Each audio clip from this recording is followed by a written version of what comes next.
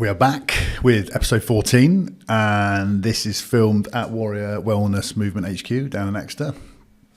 The man today has driven from Manchester, long way, thank you very much. No problem. Before we come on to Steve, episode 14, Beyond the Battlefield, make sure you subscribe, make sure you like, make sure you share, tag people in it, and preach it from the rooftops. So don't forget, Beyond the Battlefield is a podcast listening to inspiring stories from veterans that have promoted resilience, I guess, through adversity. So please do subscribe, shout it, send the message out as far as you can. And as I said, episode 14, it's Steve Martindale. Thanks for having me. And I didn't butcher it. No, you didn't. Mate, driven from Manchester. Yeah. Blown away by that. Hey, don't worry about it. You're our furthest guest. Furthest guest afar? Yeah, you've come from the furthest. But no, appreciate you coming down, mate. So you're going to talk about CS22, the Veteran Expeditions you do. Let's start on that. If people don't know what that is, what is it? So CS22, it just came about as friends wanting to do something adventurous. Bear in mind, we're late 30s, early 40s, and over a few beers, we figured out that it was 8 to 12 months off Cockleshell 80th anniversary. Let's just get some kayaks and paddle the Gironde. Everything since then has just either exploded, grown exponentially, and organically more than anything. And for those who don't know, what is the Cockleshell? It's based on Cockleshell Heroes, sorry. So that was obviously Second World War raid done by the Royal Marines and SOE. Essentially, kayak raids down the Gironde River into France to attack German shipping, which was the blockade runners, I think they called them, bringing supplies in from the Far East. So Sparks and Hasler and the other merry men paddled down limpets and exploded the ships, and away they went. And that was obviously that led to the birthplace of British Maritime Special Forces. So it's very pivotal, and obviously, we go for Limpston. It's one of the films that the Padre puts on, and then you fall asleep within 30 seconds, and you just get some peace and quiet for 2 hours while training teams away. So, but I remember watching it, and it resonated and inspired. And every time it comes on TV, I seem to just sit back and enjoy it. So to have the chance to recreate it, and as we mentioned earlier, just zone out and put yourself into somebody else's shoes from 80 or 100 years ago. It was breathtaking. Yeah, that's incredible. Yeah. So we're going to talk about that more. We're going to talk about that more, but that was important to get that out at the beginning of the podcast so people who don't know what CS22 is. And we'll put links below as well so people can have a look at it. But Steve, take us back to Royal Marines in early 90s, mid-90s? 98, I joined up, late 90s. So I was in Marine Cadets and Sea Cadets before that. 13-year-old, not really had a sense of direction as a 13-year-old does. But my dad literally frog marched me down to the cadet unit at the bottom of the street and went, "You're joining." Was he a bootneck? No, he's just salesman. Come close to the mic, mate. But he knew people who'd attended there, and he just wanted me to do something rather than just sitting on a street corner drinking 2020 and what have you. I've been in Cubs as a kid. My granddad was a Cub Scout. He literally joined at 8 or 9 years old, if not earlier, and to the day he died was a serving scoutmaster. So we found out at his funeral he was UK's longest or second longest serving scout, and the Padre who did his funeral actually served with him in the Second World War in the catering corps with the RAF. And we found out that my granddad helped to set up the Cub Scout movement in North Africa, the Middle East, Egypt. I had no idea. Yeah. Otherwise I would have spoke to him more. Luckily, I think my uncle's got some memoirs somewhere, very rough scripted, that I'd love to one day have a read. But yeah, in awe of my granddad at his funeral. How old were you at that time? As a cub? At the funeral, at the funeral I was in the course. So I was maybe 21, 22. But young, driven, don't go home that much. And didn't really speak to my granddad as much as I should have done about the history. It's always after the fact. I was just sat there nudging my uncle who was in the reserves at the time, just going, why? Yeah. Why don't we have this conversation? Mate, this is one of my biggest regrets in life was not speaking to my grandfathers about their military service. One was Grenadier Guards, one was Coldstream Guards. Of course, when you're little, like 9 and 10 years old, dragged off to your grandparents' house, and this You're just going there for your £5 or 50p money, aren't you? In the late 80s into the early 90s, it was, you're not there to go, Granddad, tell us some stories. But then I look back now, having joined the military, and there's I suppose regret there of not understanding, about the history of this country and what they did. So it's only later on in life you find out these things. I mean, the only thing I take away is he taught me how to brew alcohol with using a coconut and digging down into the ground at 8 foot, and how to skim it off shoe polish by leaving it in the windowsill. And I was just like, that's what they used to do back then. Mix it with orange juice that they used to steal. So So joined the Corps 98. How old were you? 18. Yeah. So it was all through the sort of the cadet era, and we had a Marine Cadet detachment, very fledgling Marine Cadet detachment, but they got put up for, I think they call it the Gibraltar Cup, which is the top unit from the northwest, northeast, central, and they go down to Lympstone. They do some sort of assessment, and then they come back, and our lot won the Gib Cup, and it was like, what's this Marines like? I was about 15 at the time, and I just sort of leaned in a bit more, so I transferred across towards the end of my, cadet service. And just fell in love with the Corps. I had a picture on the wall of the Yomper, Corps dates. I was in the careers office every single weekend. We'd go through Manchester. I was just going to nip in the careers office. I can do my chin-ups now. They were like, come back when you're 16. And it was literally that every single weekend. They got annoyed with us going in every weekend. But then at 16, it was, you've got to go to college. You've got to do something. Yeah. You're not joining at 16. So you would have gone in and been a step ahead of the game in terms of Corps history, knowledge, and all that stuff you had to do on the parade square when you get asked all your questions. Drill, a little bit of Corps history. I mean, it wasn't drilled into us in the cadets, but I knew a fundamental of it. Bull in boots was... I'd already done it for a few years, so I was like, quick and easy. I'd say that's one of the hardest things for me was Corps history. Yeah. You go in, you got all your other challenges to sort out, and then you stood to attention on the parade square, and it's like, right, VC, go, and you've got to go for all your VCs and everything. Blank every time. Absolutely. Hunter. Yeah. Pretty John. Oh, God, yeah. And then they go, when, where, how? Yeah. So they do smash that into you. So if I had my time again, I would definitely go in with a lot more knowledge, so you could just be like, and it's one less thing to worry about. I mean, some people, my memory's shot of the best of time it probably was still back then. We had lads who could just rattle it off. Yeah. Whereas me, I was like you, just as soon as you get asked. And I remember the adjutant was a Canadian, or he had a funny twang. And it was like, the minute you go, right, give me this, and you go, boom. Yeah. I'm stuck. Forget everything. Right. Take a lap. Yeah, under pressure. Yeah. But there we go. So 98 joined up. So, by the way, you're same age as me, 44? 46 this year. Oh, yeah. Yeah. So I was born in 79. Oh, right, okay. I was 80. I was trying to work it out from 98. How old was I? I was probably 17, 18, something like that. But yeah. So through the Corps, and you left in... Got out in 05. So when I joined. Yeah. I mean, I got into the Corps, like I said, from the cadet background. I'd always loved messing with boats.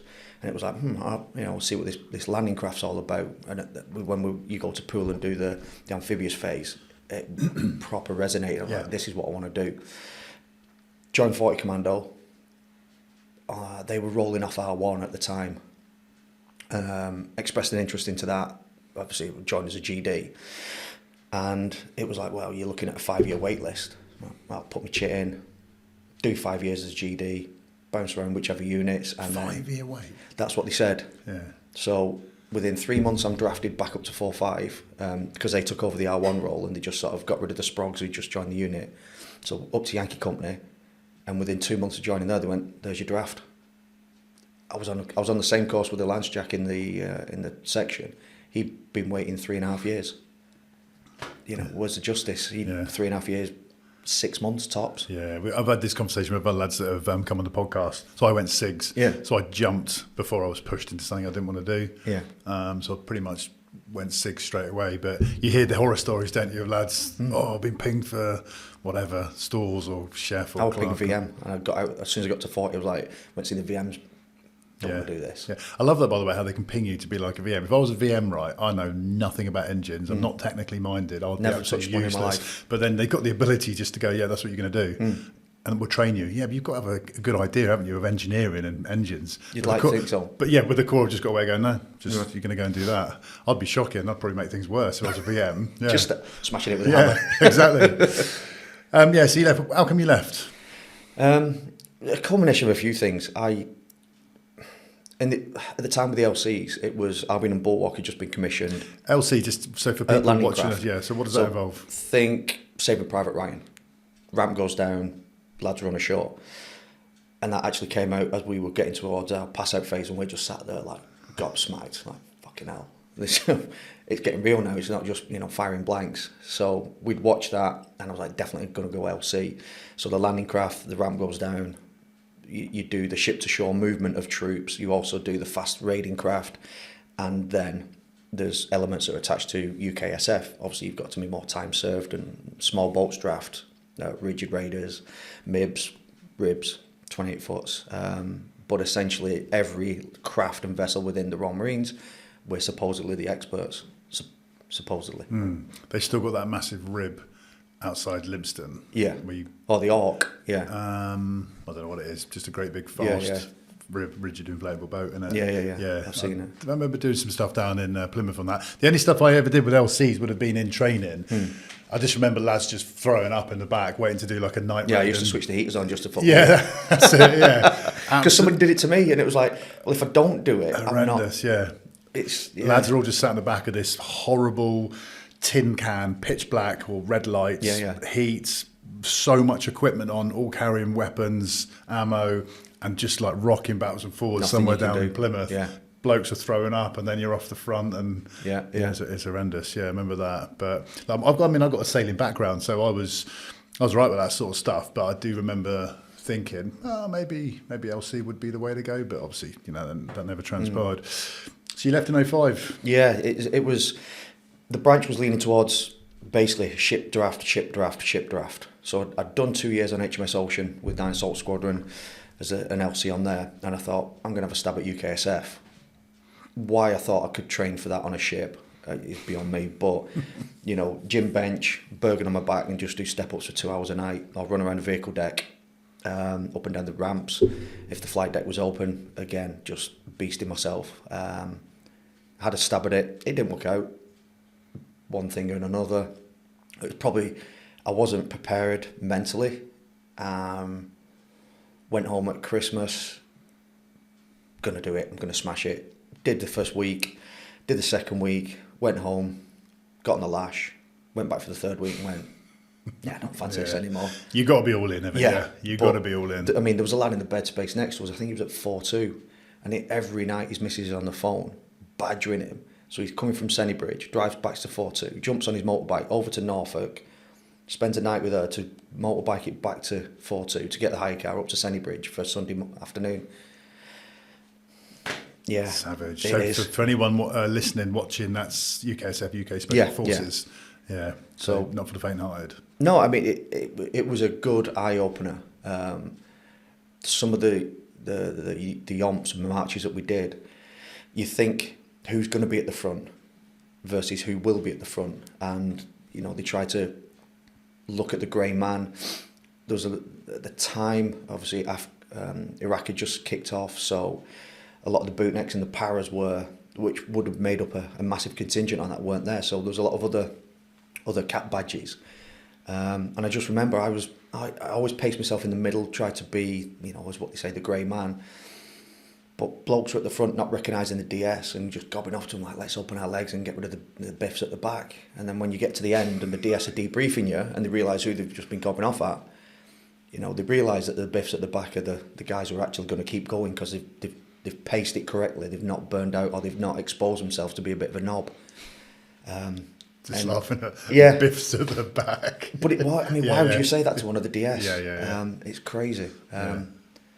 But it is what it is. It didn't work out by my own admission. It was my fault. It was nobody else's. I VW'd. And I regret it to this day.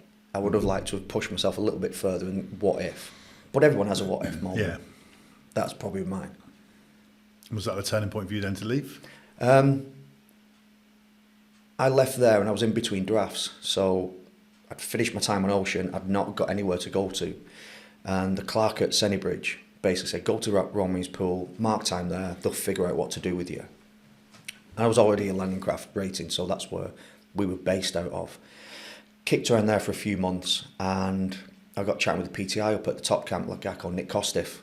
I knew him at 40 briefly, and he took me under his wing, started to teach me a bit of IMF, realised I was leaning more towards the PT side of it because my fitness was up. I was keen as mustard. I'd not got threaders with the court, I was just keen as mustard. I spoke to the branch sponsor at Lympstone for the PT's branch. I managed to send through all my details, and he was like, this could be your career. You'd be on this course at the end of 03, you'd be on your juniors after that, bang, bang, bang, bang, bang. 2 years at Lympstone. I just met my then ex-wife. I thought, this is fantastic. Went to my landing craft branch sponsor, the W01 who runs the branch. Didn't let me go. Said, you've got to go LC2's. Yeah. So, kicked and screamed, huffed and puffed, Teddy out the pram, put my chit in. Ex-wife talked me down, so I went and did my landing craft 2's course. And I still was a bit disgruntled, shall we say, that my career wasn't going in the way it was. Coming towards the end of my 2's, they went, you're going to go Albion, you're going to go Bulwark, you're going back to Ocean, so another 6 years on ship. Nah. Put my chit in. And again, I wasn't threaders with the Corps, I was just threaders with my career. I was still keen, I was still volunteering, still doing as much as I could. But at the time, Iraq and Afghanistan had kicked off, and everybody who was getting out was going out to work in the sandpit. The rumours coming back of £500-600 a day. I'll have a bit of that. Managed to get on a CP course towards the end of my 12-month notice, and basically accelerated into that, really. And spent the next 15 years in the Middle East. Bloody hell. Yeah. Wow. How much time coming home? So you do 8 to 12 weeks away, 4 weeks, 3 to 4 weeks at home. As one of the lads, because at the time it was very much a private army mentality. More now it's gone to the corporate security where you do 6 weeks or 8 weeks away and then 6 weeks, 8 weeks at home. Back-to-back rotations. At the time then it was just get as many blokes in, fill the seats, fill the contracts, minimal time off. And it was brutal. What were you doing? So I went out with a company called Kroll. They were basically plain-clothes, under the radar, driving around in soft-skin vehicles, so no armoured vehicles, BMWs, Mercedes, Lexuses, probably robbed off the Bathurst party a few months before, and we were cutting around in like shirts with Velcro at the front so we could rip open and access our ops kit, and looking after bankers, Bearing Point, which is a global bank. They were basically doing the reconstruction, the infrastructure of the financial trades. So we were in and out of the central bank system in the middle of Baghdad daily. But thinking that you're going to go under the radar and not be seen, you're a white bloke with a skinhead that I had at the time, a little bit of a stubbly beard, you stand out like a bulldog's balls. Yeah. So what, educate us and people listening, like with the bankers, for example, like what sort of people are going over there? Who are you looking after? As in, like, I think anybody who would help to rebuild a financial. I mean, this was only a small part. I was only with the company about 6 months. They used to ramp up in the summer and then downsize in the winter. And basically, the team leaders would stay in the winter and they keep that core nucleus. I wasn't a team leader. I was only 26, 25 years old, just one of the lads. So bounced in for the summer. You'd look after the guys who would, chief executives, CEOs, subject matter experts in pure financial reconstruction. And you go to the central bank system complex in Baghdad, and then you just see blokes wheeling handcarts with a couple of $1 million on it. Nobody batted an eyelid. To see a pile of money on a crate in the corner, and you go, okay. You're thinking, I've got weapons, I've got vehicle, I've got fuel. Hit the border. What were the clients like in terms of their attitude to the danger and the hostility and the? Quite blasé. Yeah. At the time, it was very early days. EFPs, IEDs were in their infancy. It was more random attacks. So, I mean, we had one Egyptian client. We had to carry an oxygen bottle with him. He was that fat and overweight. It couldn't climb a set of stairs, but we couldn't use lifts because the power supply was so intermittent. They'd get caught in it, you're stuck there for several hours, so you're literally taking half an hour to get up a flight of stairs. You've got all your kit on and you're pulling a 25-stone Egyptian up with an oxygen bottle. Oh, yeah. Yeah. You'd think these companies would have a prerequisite or a brief, but no, they just send him. It was just get as many people in to reconstruct the country as possible in the early days. And then from that, it ramped down. I moved contracts. I think from there we ended up in Afghanistan on the Foreign and Commonwealth contract, looking after the customs and excise guys who were going out there. And these were just normal customs people that you'd see at the airport. And they were going out leading the search teams for drug eradication within central Kabul. And again, it was just exploding exponentially. So they needed more people on the ground, more teams getting ramped up. And it led from there. And I had a great year and a half in Kabul. This is why, while the British forces are in there, American forces and everyone else, and you're mixing it up as a civvy. Side by side, yeah. Yeah. We had, I think at the time, I can't remember who was there, but we would running out of Camp Suta on the Jalalabad road. And again, we'd just drive in, dip clearances, IDs, nobody bothered us. Up armoured Land Cruisers. There'd be driver and commander in each vehicle. You'd have personal protection officer sat with the client, and then you'd have a vehicle at the front, a vehicle behind, again just ram-packed with blokes, 4 blokes each vehicles, Minimis, M16s, M4s, you name it, Glocks, HKs we had as well, everything. Did you ever have any casualties that were the client? Myself, no. It's one of those, you've got, luck was on my side. We've had casualties from RTAs. We've never had casualties. Myself, I've never had a casualty from an explosion or an IED or small arms. But we've had plenty of RTAs. Luckily, clients have never been involved. It's always been the front vehicle, which is your team leader and driver. But RTAs from cars. Yeah, as in driving like on the wrong side of the road. No. Yeah. Bear in mind, at the time we would be. We'd have lights, we'd have sirens, but the local Iraqis and local Afghans, they just come at you and they just head on crash at 70 mile an hour or 60 or sideswipe you, and it was wacky races. Yeah, as if you haven't got enough to worry about, you've got to think about that. Yeah, which should have been the most simplistic part. Just drive there. Yeah, you think so, but no. Yeah. That was to me the biggest threat was the traffic. Clearly, as time went on and knowledge and experience and weapons came into the country, their method of trying to screw us over increased. EFPs, explosion side of the road, became more prevalent, and that then switched to the risk. But at the start, it was the sheer volume of traffic. Yeah. At what point do you have enough of that? 15 years? It was... So bouncing between there and Iraq, you're basically just following the contract. One ends, one closes, next one opens. And it was getting to that point where I was running a contract in Baghdad for a big company, and I literally landed. I got met by my regional director in the grounds of the compound, and he says, "Oh, if your flight had been delayed 5 minutes, you would have stayed at home. Contract's ended." And I've literally landed, gone, I've just had a month at home, spent all my money. I'm back, and he's going, "Right, you've got to ramp it down." And at that point, I'm at about 13 or 14 year mark, and there's better things than this. So started to work on my CV, messaged a few people, got copies of their CVs and bastardised it and ripped it off and just looked at the format, because mine was still, Stephen age 16 and a half, joining the Marines, rifleman, that's it. So filled that in, and I stumbled across a website that was predominantly veteran based. I think it was backed by Barclays Bank of all places, and it was, you could either request a mentor or search for a job, and I just went requesting mentor. So if you had security or manager in your profile, I was like, this is me, there's a copy of my CV. Can I, as a project manager at that point I'd gone through sort of operations managers into projects, so I was running the whole thing, so dealing with the finances and the HR.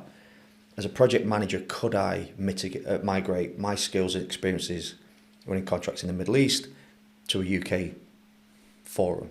Had no idea. And this woman got in touch, and she happened to be the deputy head of cryptography for Barclays Bank.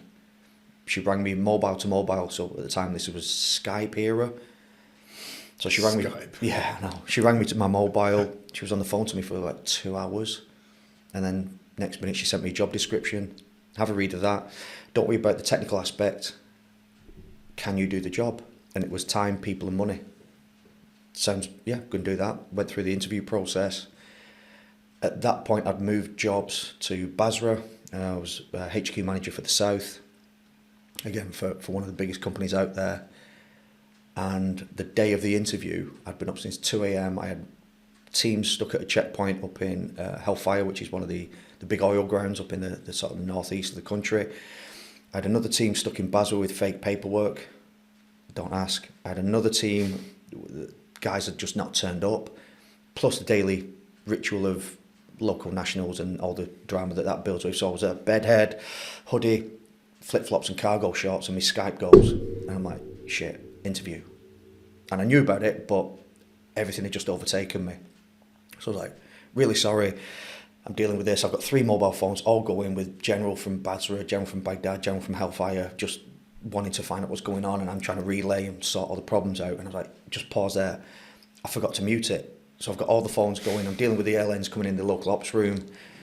Dealt with that, and I just look across and they're waving their arms, and I'm like, we can see you're busy, we'll call you back. You know, really, it's gone. My one chance to go back to the UK. It was literally, it was me and one other. And then the Skype went 2 minutes later, message, job's yours. We've just seen you, job's yours. Yeah, what an interview. Yeah. Yeah, and then I got made redundant a year later. All right. Mate, But no, it's crazy. That's mad. If I pressed mute, Yeah. how I thought I pressed it, they wouldn't have heard anything. Yeah. Probably wouldn't have got the job. Yeah. But they saw you in action and went, we'll have that. I didn't swear, I didn't throw anything, I didn't curse. Yeah, which is rare. Yeah. So what was that doing? The job? For Barclays, it was in cryptography. So essentially these big servers that every bank has to, their infrastructure runs on these servers, and there were a couple of data centers, and we maintained and looked after those. And they just wanted somebody to manage the team. The team was growing, and there was a couple of managers, they needed a couple more. I got drafted in, but then it was a baptism of fire to learn the technological infrastructure and how that works. And by the time I got clued up, sorry, we're re-rolling everything, you're made redundant. Winner. So then it was on internal job boards. I managed to pick up another 12 months in a different department, and then I got made redundant again. The role got migrated to India. And at that point, I got a job with Lloyd's, which is still where I am now. Yeah. It's crazy. Yeah. Wow. That's a cool story, that. But every morning, I expect this, every time when I clock in, it's like, I'm waiting for security guard to go, come on, son, you've had your time. Hey, bootnecks can do anything. Well, yeah, it's Do true. anything. It really is. We can get with what. And it's not no cuff too tough. It's you could just have the attitude and the mindset and the ability to work under pressure. Yeah. And to do things. If you're in the right frame of mind, I'm sure it's the same for the military, but obviously we're proud of what we do and what we've achieved, and we're able to just go, yeah, I can do that. Mate, I've built this whole business and everything I've done, all the stuff that you see here, I'm just like, yeah, I'll do that. It is. It's like, nothing. If it phases you, you'll give up. Yeah. Just go, yeah, I'll give it a crack. Yeah. But the good thing is, when I was Barclays, I'd literally been there like 2 months, and they've got a phenomenal setup for veterans, by the way. I can't harp on enough about what they do for the veterans and how they work for resettlement. They invited us to interview the potential veterans coming through. Now, Barclays at the time, I don't know if it still stands, but at the time they were doing they do officers and senior NCOs, and then they do everybody else. So this was an officers and senior NCOs interview a couple of days. So one day taking around all the departments, and then the next day would be interview of live roles. I got pulled in to pre-interview and give a feedback, and I had an RSM in front of me. I think it was guards, high and tight haircut, like buzz, just absolutely shocking. And I'm sat there in pair of chinos and a t-shirt, and he was sort of tucked back. He says, how do you think you're going to get on in the Google world, given that everybody here has probably got an average age of mid to late 20s? and they know more than you. But yet they'll go and play ping pong, or there's arcade games. I mean, there was even a bloody PlayStation set up and pool tables. And this guy was like, well, they're just going to have to do it. I'm like, you're not going to fit in. They're just going to have to, ain't going to work. And it took me a long time to get my head around, well, they're just going to have to. That was my initial thing when I landed, because working in the private security is built on that military ethos. And you're dealing with, well, you're just going to have to get it done because it needs to get done. Yeah, all right, we'll do it. But civvies go, not happening. Sorry, mate, it's 10 to 5, I'm going home. Yeah, but it needs doing. He'll do it tomorrow. Mate, I've spun bits on previous podcasts about, like, during lockdown, I was delivery driving. Like, I came out of work, was made unemployed from football literally a couple of months before going into lockdown, and I was unemployed. I had no support, so fortunately I had a van, so I started delivery driving. And these are big companies, multi-million-pound companies, and it still fathoms me to this day. My brother was doing it as well, X2 Para. We used to get there at the warehouse in the morning and just be like, how is this working? How is this possibly running? It's just chaos, not even organised chaos, just chaos everywhere. And you wonder why your parcels go missing. Yeah, exactly. Yeah, so it's an eye opener. But yeah, the military, we know this, and I think a lot of people do as well. Have so much to offer. It's transferable skills, but it's true in terms it really of is. organisation and the ability to do things and their will to do things and the pride that they take in their jobs. Not everyone. Not saying everyone's perfect from the military, but those skills. It's only now that running this business that I really look back and go, like, more proud of what I've done and what I've achieved and what I learned. Because at the time when you're just like, you're grav and you're just getting on with things, you're not thinking, oh, this is going to set me up for my future. But it does. But if I could do my time, everyone says if you could do your time again, there's so much more, apparently now there's so much more that the Corps does.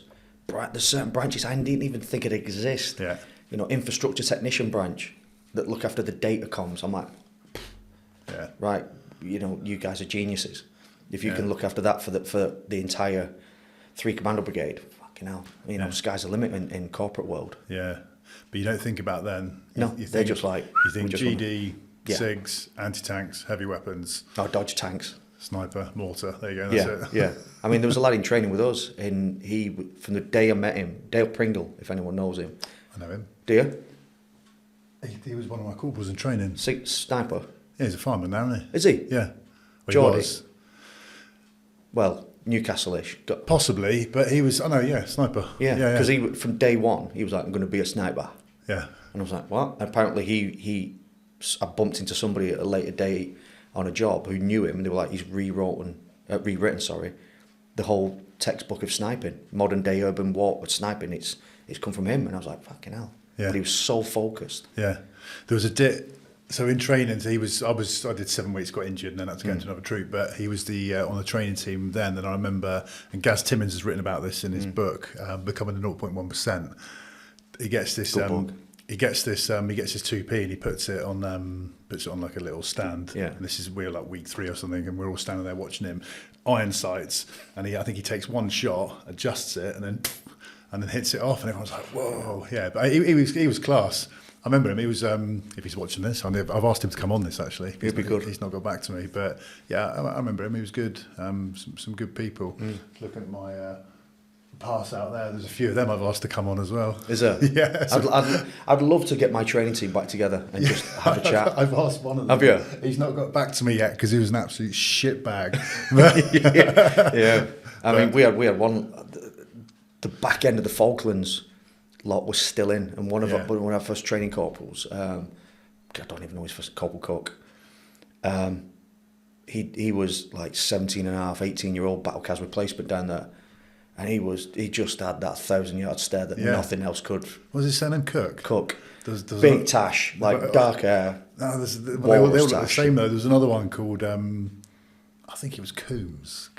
Might have been Cook. Yes. Was it DL? Yes. That's probably the same bloke. Yeah. Because there's all these dits going around. There was a dit about him, like he killed someone with an entrenching tool or something, and everyone was just shit scared of him. Yeah. Yeah, I remember. Like, it's most of if you hear it, it's probably true. Yeah. Having spoken to some of the Falklands lads recently, it was gnarly down there.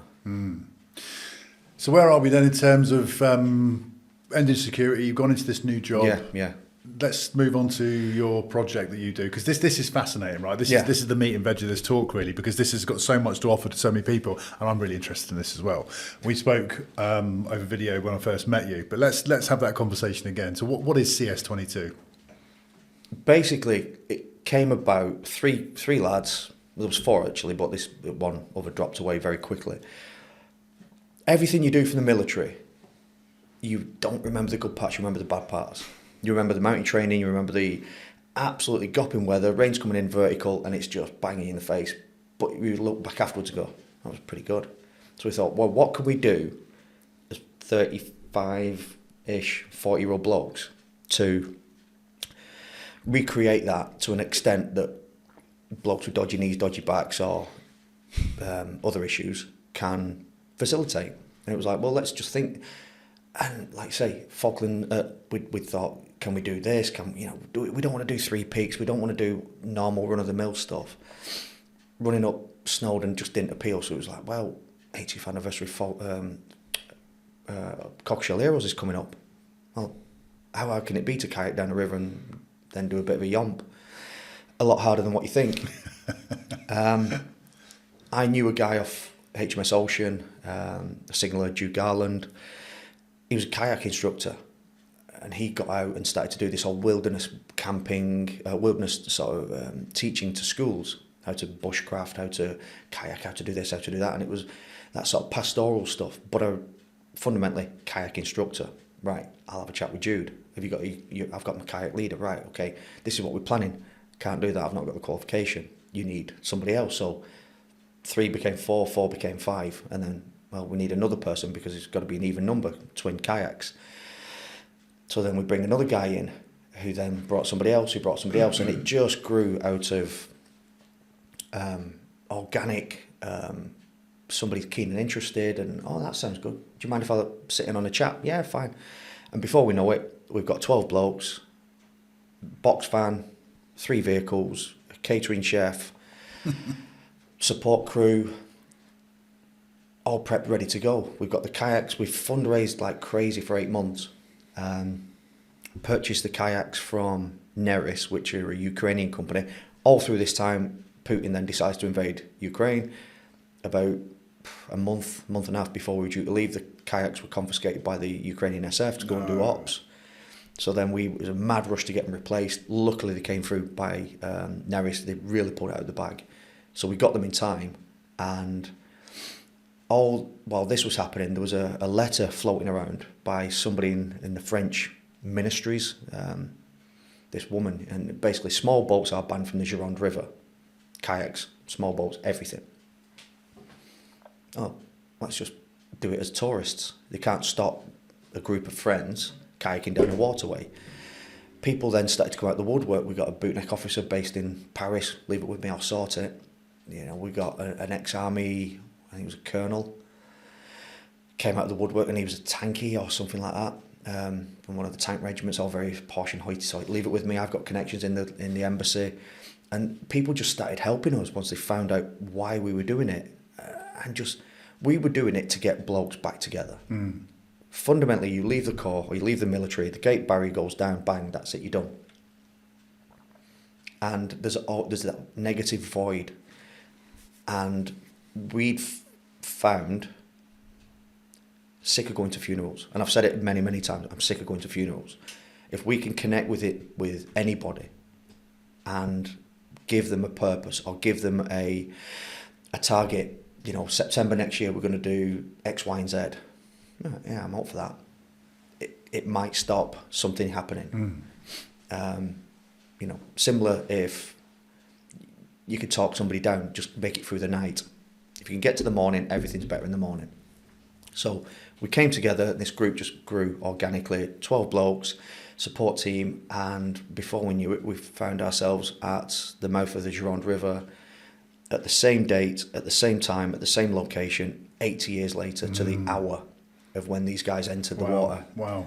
And we were like pinching ourselves going, and don't forget, I'm sure you've missed off a fundamental part here, because you told me, didn't you invent this over a pint in the pub? Oh yeah. If anybody says nothing good comes from alcohol, they're wrong, because this came from alcohol.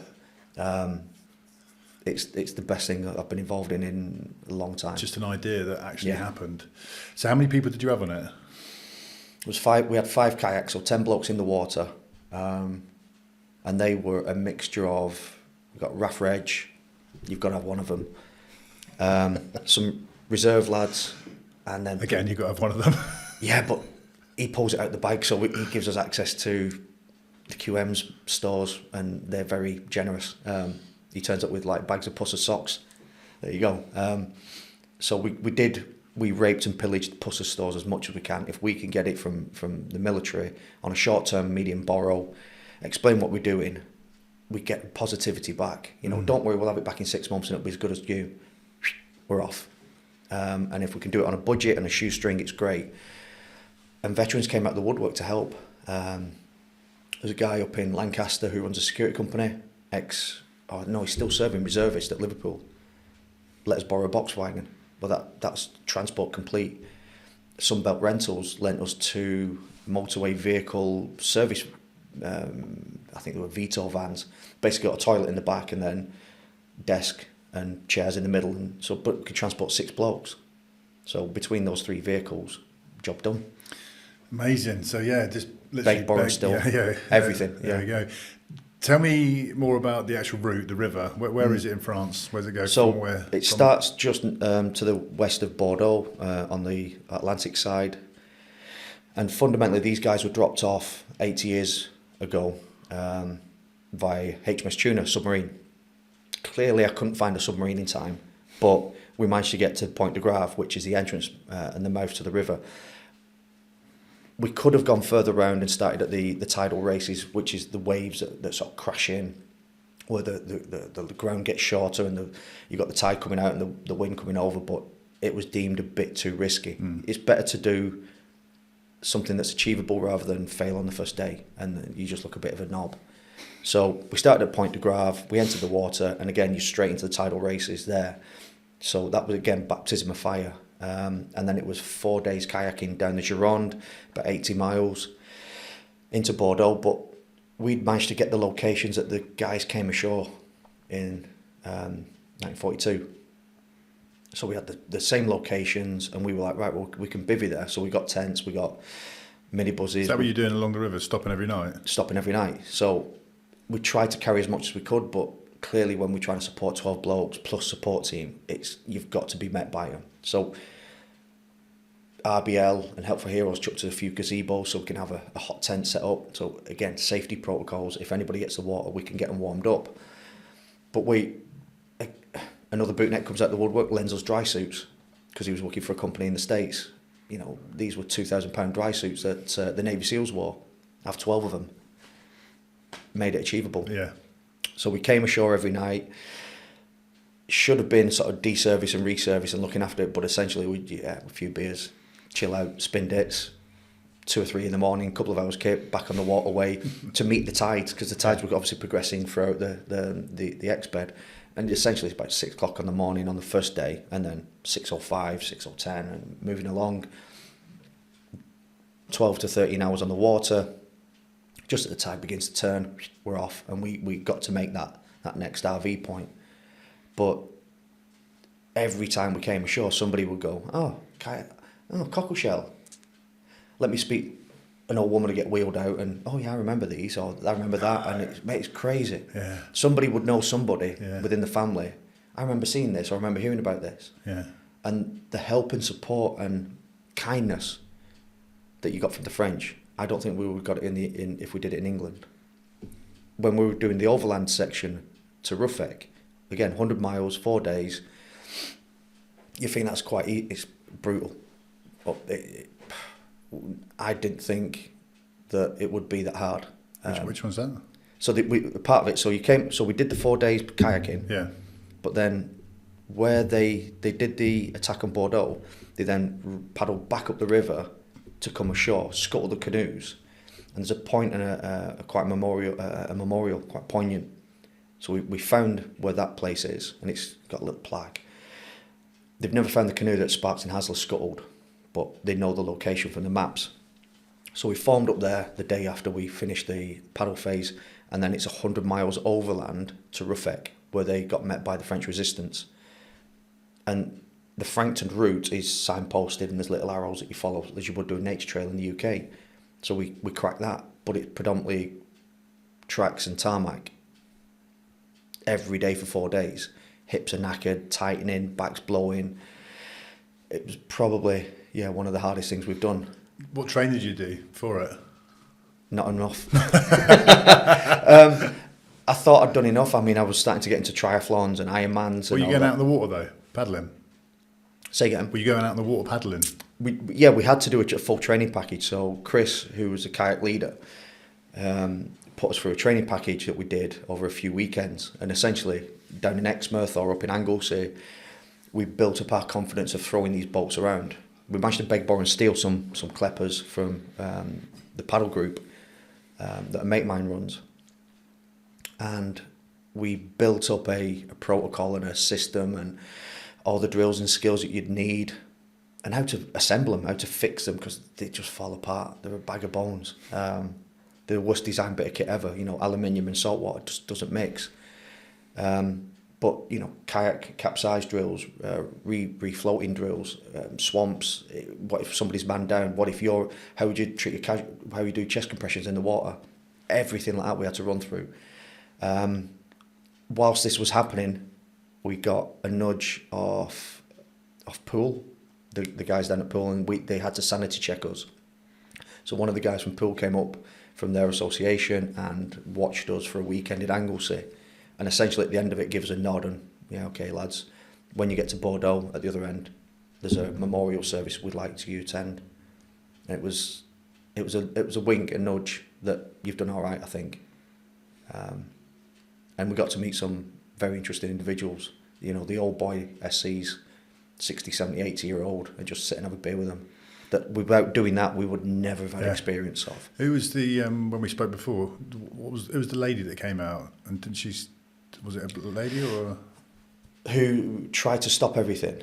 Maybe there was I remember you saying something prominent happened. Oh, at the end, yeah. So we literally landed in Bordeaux at Hangar 14, which is. It's all like hoity-toity, nice shops now, but at the time it was all warehouses and dockyards and container ships. So we came down on the tide. We had to then swing around and kayak against the tide to come in nice and neat. We had BBC Southwest following us, so they were like, right, they're going to come ashore and they're going to film it. And it, literally, as we landed and we grabbed hold of the quayside, the camera's being thrust into one of the lads' faces. And then this crazy woman comes running down going, I work for a French TV company. I've got to film this. That was it. And we're just going, mate, love, we want a beer. We're cold, we're wet. We've been on the water 12 hours. Do one. One of the lads took a card and started a conversation. And it turns out she worked for Galaxy Press, which is a big French TV company. And they wanted to film and do a 4-part Commando series. Frankton was part of that. So then began a conversation that we can then go back out in the summertime the following year, and we would supply the kayaks, we'd make them look Second World War-esque, repaint them, get the kit and equipment, clothing, and be filmed, which the lads did. Whilst we were doing that, it became apparent that the extras that they were employing had no military training whatsoever. So there was no pre-beat up, shall we say, or a 2-day package or a 1-day package, or even somebody just there going, rather than putting the weapon here, put it in your shoulder, where you bury correct. The amount of times you watch on TV and you've got a cap badge in the middle of the forehead or a cap badge around here. So we went, we can do this. We pitched it to them and they were like, yeah, well, that sounds good. We've got another one coming up in Norway. Like, funny old thing, we're going to Norway next year as well. So we linked all that together, and before we know it, we filmed 2 episodes of a Commando series that's now gone out on Sky History. Was that the one that was premiered in Leicester Square? Yeah, I was gutted I couldn't come to that. Yeah, it was. I believe it's now being syndicated to the States. I don't know what channel, but we'll put the links. We'll put the links below on YouTube. But that's. I remember the trailer for that was decent. Was you interviewed on that? Yeah, yeah. I got so Loz, who's one of the directors with me. He was the guy who had the conversations and kept the content going with Sophie from the production company, the director. Scariest woman ever. Like, her voice would beat any DL. It's like screeching. But I got a nudge saying they need somebody to go across and do a bit of a narration. And I'd read the book and I was like, well, I'm not really the guy for this. I know it, but I don't know it. There's other blokes who knew everything about it, you know. Everywhere where Sparks and Hasler came ashore or McKinnon came ashore, every aspect. I was like, I'm not really the guy. He went, no, they want you. Take your lid just in case. So as I got there, I got picked up by a car, took to this warehouse in the middle of Paris, expecting to walk into something similar to this in a dark room, and I'm just talking to a microphone. And there's like 17 cameras set up and soundmen and smoke, and they were like, makeup. Shit. Right, okay. Luckily, I'd read my notes on the way over because I thought I could just have my phone in front and they're going to ask questions. I can do a bit of a Google. So I had about 4 or 5 hours filming. Yeah, it was intense. Because at the end, and I don't want to spoil it if you'd not seen it, but at the end they produced something that I had to read, which was very poignant, and it got me. I got 2 lines in and it broke down. Because I'd spent 4 hours, well, longer, I'd just come off holiday, reading the book, on the flight back, reading the book, rehearsing what I was thinking I'm going to say, trying to put myself in the position, what the shoes, rethinking what we did in 2022, with a bit more time to reflect back. And then I'm being asked all the questions and I'm trying to focus and picture myself, what would I do and how would I do this? And if you're in the water, you know, we were only wearing maybe a combat smock and a silk jacket underneath. Wow, these guys are going to hypothermia. That. And then before I know it, they went, read that. And I just wept, gone, couldn't stop, 10 minutes. And it was like, Jesus Christ. I couldn't foresee it happening. I was like, yeah, okay, read this, bang, bang, bang, bang. And it's crazy, but they caught it on camera. I think they've been quite sympathetic with the edit, because, yeah. Did they go, do you want water? No, they did not. They just kept filming, and it was so uncomfortable because I'm like, just give us, oh, God damn it. And they're just like, keep rolling. It's raw though, isn't it? Yeah, it's but yeah. She apologised afterwards. She said she couldn't tell me it was happening because she wanted my reaction on it. She knew what she wanted. I've seen what you did there was fantastic. Obviously, what they put out on that trailer. We'll drop the link below, so we'll make sure that gets sent to me again. So, since you've done that exped, what have you done also?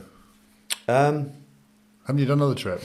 It became a part. Well, Cold Shell Heroes. We thought, well, what else can we do? Telemark Heroes, and it happened that Jude, the kayak instructor that I brought on, the ex-signaller, he, as part of his day job, like I say, with the kids and the Duke of Edinburgh's and the wild schooling, takes people over to Norway. He's bumped into a guy called Brian Desmond. Brian runs the Telemark Heroes route. He knew... what is the Telemark Heroes? They're the Norwegian resistance that fled Norway in the Second World War to the UK, and then they got re-rolled into the Special Operations Executive to be trained up and re-parachuted and reinserted back into Norway to basically undermine the Germans. And these guys would be Commando trained, but yet still have their field crash bushcraft and native skills that kids growing up in Norway in the 20s, 30s, 40s had. And these young men got shoved back in and were saboteurs all around the Norway. You had certain things that were being produced over there with the heavy water for the nuclear weapons to slow down the chemical chain reaction, and essentially go and sabotage the power stations or the refineries. And it all went very, very wrong. And they were stuck in the wilderness for several months, living on reindeer moss and whatever they could forage. Story of legends. But Brian knew 2 of them personally, up until very recently when they passed away. I think the last one was 2017. So Jude introduced us to Brian. We can do Telemark Heroes route. Oh, Heroes, yeah, let's go and do it. Again, we pushed it out to the group. We got more people interested to come in, which just grew the community so much more. More life experiences, more dates, more sense of humour, more intrigue, more. Everybody's character was just being brought up, and it was amazing to watch. And again, up until the last minute, I wasn't going to do it. I couldn't get the time off work and a few other things. And one of the guys dropped out, and it was like, I'm never going to get this experience again. At that point in time, I thought this is a one-off. So I made everything happen. got the time to go and do it. And it was, again, one of the best things I've ever done. But bolted onto the end of it was a French came out and we filmed dressed in Dad's Army Second War clothing, climbing over the power plant at Rufek, at Rjukan, laying fake charges at the middle of the night. And it's like, pinch yourself moment. Yeah, you're never going to do it again, so why not seize that opportunity? Yeah, it's incredible, and this is obviously all done whilst you're working full time, and this is what you've created here to give back for the greater good. Everything we did was fundraised. Yeah, and obviously you've got to pay to get there, but then anything that was left fundraised went to the charity, went to other veterans expeditions, or we raised money for the RBL. We've raised money for the Royal Marines charity. But then we started to realise that we want to put on more expeditions. And one of the guys, Tom, always says he wanted to go Pebble Island. So it was, what can we do to bring money into the charity to pay it forward? And at the time, we didn't know what it would cost, tens of thousands probably to get to Falklands. And how can we raise that? So every chance to grab £1 from somewhere, that could have paid for a flight, that could pay for X, Y, and Z. And it's had to grow in that respect. And what's the vision? Just keep doing what we do. Yeah. We do we'd like to do something big every year. What that looks like is entirely up to the group. We try to empower everybody in the group to come up with an idea. Or if you've got an idea, just mention it. Because from small acorns go big oak trees. All it took was Tom to go, I fancy doing Pebble Island, I've looked at it quite a lot. All right, we'll do a bit of research and, work up a plan. And that was over a beer. Again, these things happen. How can people get involved in the group? We're on Instagram, we're on Facebook, we're on LinkedIn. Pretty much, there's a WhatsApp group, several WhatsApp groups, there's far too many WhatsApp groups. But if you want to go and do something and you've got an idea to do an exped, and again, it doesn't have to be big, it can be in the UK, it can be anywhere.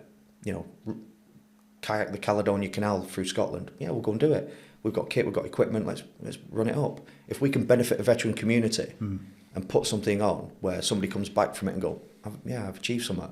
Could be small, but in their mind, that's massive. It doesn't have to be these big multinational expeditions. It could be 2 days. Mate, it's really it's a unique setup, and this is why when I spoke to you before on video, I was super interested in it, and obviously this conversation furthers my interest. So, mate, I appreciate you sharing. Pretty much brings us to an end. I'm going to drop all those links below. There's been about 100 of them. So we can contact Steve on various social medias. You can find out more about CS22 with all the links that we'll put below. And if anyone's interested, obviously reach out to the man here or follow it, support it. Or if you are an investor that wants to help in any shape or form, then of course, jump all over it because, it's I can't see how anyone would not want to or not think that that's inspirational and fantastic for a good cause as well, certainly within the veteran community. So that is episode 14. That wraps us up. Like I said, links below. Subscribe to Beyond the Battlefield on the Warrior Wellness Movement YouTube channel, which is where you're watching this now, or if you're listening to it on another platform, get over to YouTube, hit subscribe. It pushes it out further. The algorithm then likes us and more people hear these stories. Massive thanks to the boys behind the camera, Will and Raf, Express Media. Go and check their stuff out as well. Episode 14. Steve, pleasure, mate. Thank you. Thanks so much.